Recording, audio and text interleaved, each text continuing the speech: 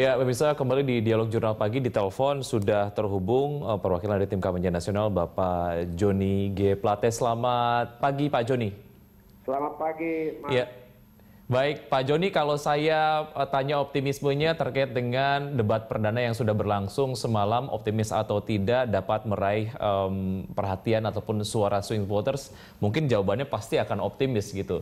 Cuman saya ingin menanyakan lebih lanjut, apakah ini kemudian bisa dijadikan ukuran optimisme terkait dengan TKN sendiri yang menyusun program dan lain sebagainya untuk memenangkan suara dari swing voters, Pak Joni?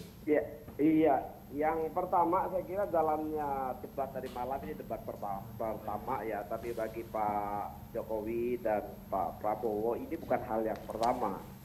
Karena debatnya walaupun masih pemanasan, tapi sudah bisa berjalan dengan baik. Yang secara keseluruhan, apa yang disampaikan oleh Pak Joko Widodo semalam itu saya kira bukan karena saya bagian dari tim kampanyenya Pak Joko Widodo saja, tapi secara keseluruhan substansi debat yang lebih jelas terlihat itu disampaikan oleh Pak Joko Widodo.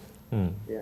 Lalu Pak Prabowo masih menampilkan pendekatan kasuistis, ya, hal-hal yang sangat mikro dan belum didukung dengan data, masih sama seperti waktu-waktu sebelumnya, di mana data itu masih jadi masalah yang diangkat sebagai contoh-contoh gitu. Nah, Pak Joko Widodo menampilkan sangat jelas harapan-harapan dan semangat optimisme. Sambil Pak Prabowo melakukan evaluasi, bagus sudah evaluasi dan kritis, tetapi kesan untuk membawa bangsa ke arah inferiority juga terlihat. Semuanya serba khawatir.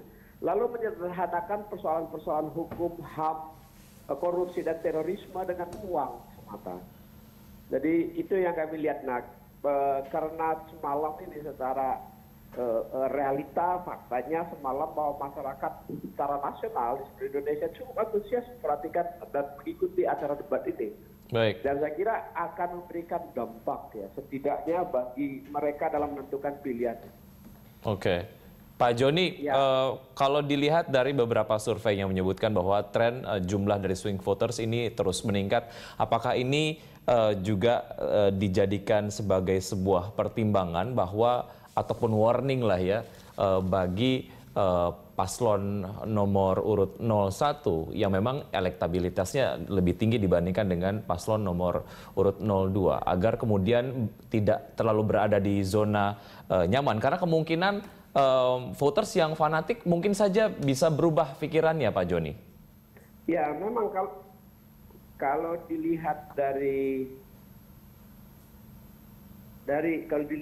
trend survei, ya, maka kami melihat trend surveinya relatif dua-duanya tidak terlalu banyak bergerak ya. Pak Prabowo di kisaran 28 sampai 35% ya di dalam 3 bulan terakhir ini, ya. Lalu Pak Joko Widodo di kisaran 52 sampai 55%. Kisarannya itu berada di situ. Tidak banyak bergeser. Saya kira ini juga membuat kepanikan tersendiri bagi paslon 02, di mana sulit sekali isu-isu yang diangkat oleh kritik-kritik yang kadang-kala tidak berdasarkan data dan sangat tajam, tapi tidak mempengaruhi peningkatan elektabilitas yang signifikan. Sambil ya undecided voters dan swing voters masih berada di kisaran 20-25%. Baik. Ya. Kami meyakini dengan semakin penjelasan yang semakin lugas, ya, masyarakat semakin menangkap dan melihat titik-titik perbedaannya, semangat dan keyakinan sebagai pemimpin, leadership dan manajemen style yang akan disampaikan, ya, terus tekanannya terhadap demokratisasi bangsa dan potensi-potensi otoritarian itu bisa dilihat oleh masyarakat, dan ini tentu akan mempengaruhi swing voters yang di kisaran 20-25%. Dan kami meyakini pada akhirnya saat ini perbedaan di level 20%-an, ya, sekitar 20% antara Pak Joko Widodo dan Pak Prabowo, ya, dalam posisi begitu swing voters juga ya menjadi pekerjaan yang sangat berat bagi pasangan 02 untuk bisa melampaui elektabilitasnya pasangan 01. Baik, dari 25% swing voters, target dari TKN sendiri berapa persen dapat digrab? Ya, kita tentu dari swing voters itu, jika saja swing voters itu bisa dibagi dua, ya sudah pasti kalah 02 gitu kan. Kira-kira posisinya begitu. Nah, karenanya di dalam strategi berikutnya kami tekanannya tetap melakukan kampanye mikro, tapi sosialisasi kanvas politik secara mikro, target-target mikro itu yang akan dilakukan. Setelah debat ini kan akan di follow up. Follow up-nya melalui apa? Melalui pendekatan mikro, door to door gitu ya, kanvas politik. Nah, ini yang akan mempengaruhi swing voters di kampung-kampung, di desa-desa. Sedangkan swing voters yang ada di wilayah perkotaan ya, itu tentu debat akan mempengaruhi karena pilihan mereka adalah pilihan rasional. Baik. Ya, Pak Joni, langkah-langkah konsolidatif apa yang akan dilakukan mengingat ini debat masih ada 4 lagi gitu ya, supaya betul-betul ini bisa dimanfaatkan sebagai momentum untuk merebut swing voters? Ya, kalau kita melihat ya debat yang pertama ini ya saya kira pendapat masyarakat dan hasil dari puling-puling gitu, Pak Joko Widodo sudah jauh lebih unggul dari Pak Prabowo gitu. Ini di masalah hukum dan HAM. Apalagi nanti di masalah berikutnya yang terkait dengan pertahanan dan ekonomi, di mana penguasaan data dan strategi kontinuitas pembangunan, pasti itu kekuatannya di Pak Joko Widodo jauh melebihi apa yang ada di Pak Prabowo, karena di Pak Prabowo nanti akan kembali ditandai dengan penguasaan data dan referensi data yang cenderung tidak akurat. Baik. Pak Joni, kalau dilakukan evaluasi secara objektif, poin-poin mana dari debat perdana semalam yang perlu paslon nomor urut 01 perbaiki di debat berikutnya? Iya, yang semalam banyak disampaikan ya, kalau seolah-olah pembagian ini porsi antara cawapres dengan cawapres Pak Jokowi dan Kiai Maruf Amin dirasa kurang berimbang. Itu komentar publik, tapi sebenarnya itu adalah memang bagian porsi yang disiapkan.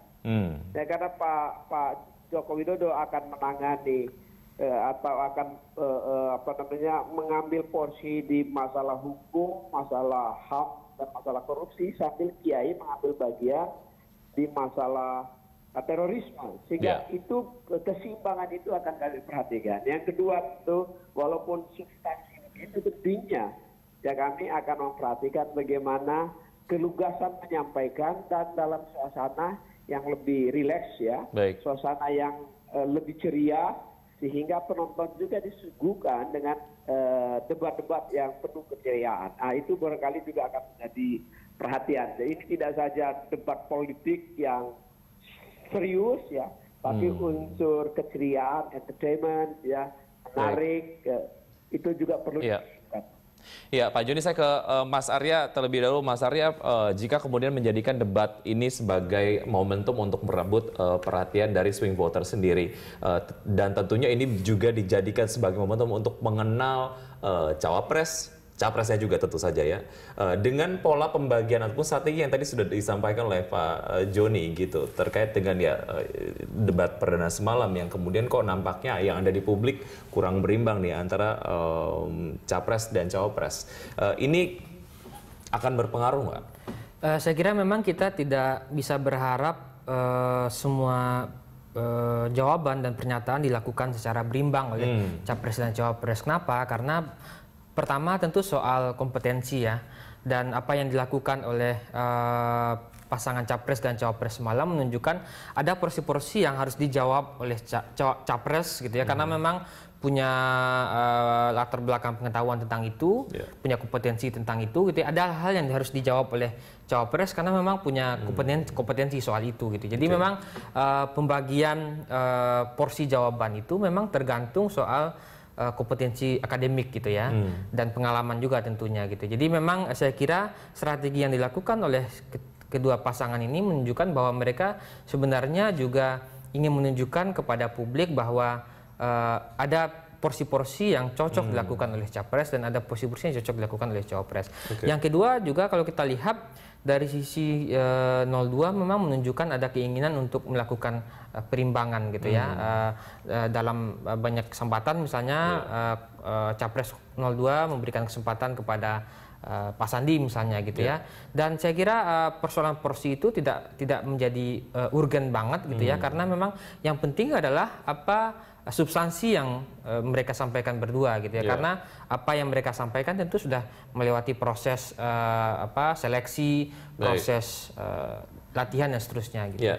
Oke, saya kembali ke Pak Joni. Pak Joni, ini terkait dengan alokasi waktu saat Paslon 01 memaparkan visi misi, menjawab dan lain sebagainya. Setidaknya yang ada di ruang redaksi semalam, kemudian saat saya melakukan nonton bareng bersama teman-teman di Berita Satu, bahwa secara alokasi waktu nampaknya kurang. Apakah ini mungkin akan menjadi input yang akan disampaikan ke KPU untuk debat berikutnya, Pak Joni?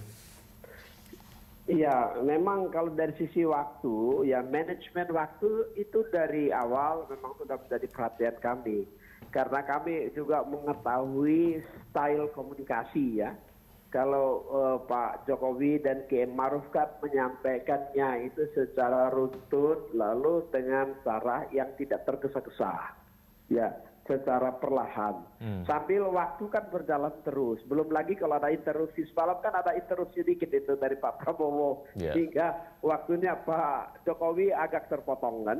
Seperti begitu. Yang berikutnya pasti menjadi perhatian kami. Ya, bagaimana waktu yang diberikan itu ya bisa dimanfaatkan dengan menggunakan diksi-diksi yang lebih terarah dan mungkin speed kecepatan menyampaikan itu perlu ditingkatkan agar waktunya bisa disesuaikan. Namun tentu karena ini menjadi perhatian publik yang luas, animo dan antusiasme publik yang begitu tinggi di debat pertama, maka barangkali ada bagusnya kalau KPU yang menyiapkan slot waktu yang lebih panjang sehingga elaborasi dan pendalaman materi oleh pasangan calon itu bisa lebih lugas ya, bisa lebih dapat dipahami oleh masyarakat melalui penjelasan-penjelasan yang lebih komprehensif. Ya semalam ini memang materinya itu ada 4 materi, sambil kalau dipotong di waktu jawabannya itu memang sangat terbatas, 1 menit, 2 menit, 1 menit, 2 menit.